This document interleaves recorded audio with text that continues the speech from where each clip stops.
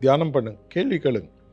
இதயத்துக்குள்ள ஒரு கேள்வி வச்சுட்டு 1/2 மணி நேரமோ 1 மணி நேரமோ ஒரு முறையில் பதில் வராது. வாழ்க்கையில் இருக்கக்கூடிய அனைத்து பிரச்சனைகளும் ஒரு முறை பதிலில் வந்துருச்சுன்னா வாழ்க்கையில் பல விஷயங்கள் சால்வ் ஆயிடும்.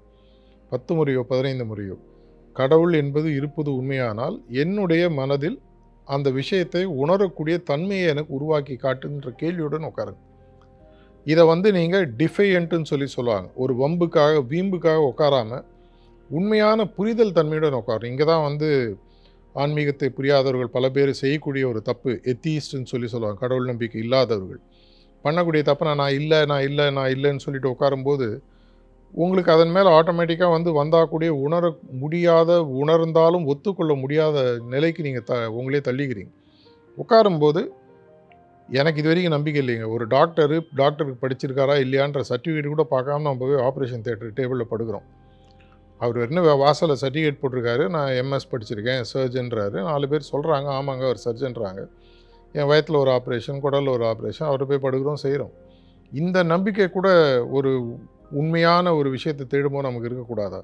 அந்த நேரத்தில் எங்கள் குருநாதர் என்ன சொல்கிறாங்க, முழுமையாக சரணடைதல் நாட் டு காட் பட் சரணடைதல் டு த ப்ராசஸ். கடவுளோட சரணடைய சொல்ல அந்த வழிமுறையை தேடக்கூடிய விஷயத்தில் சரணடை.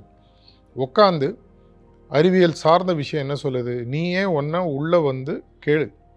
அந்த கேள்வியை கேட்டுட்டு என்ன நடக்குதுன்னு பாரு.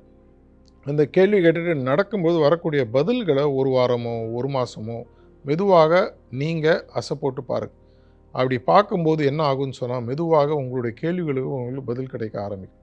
உங்கள் மனதிற்குள், உங்களுடைய இதயத்திற்குள் ஏதோ ஒரு மாற்றம் வரணும்.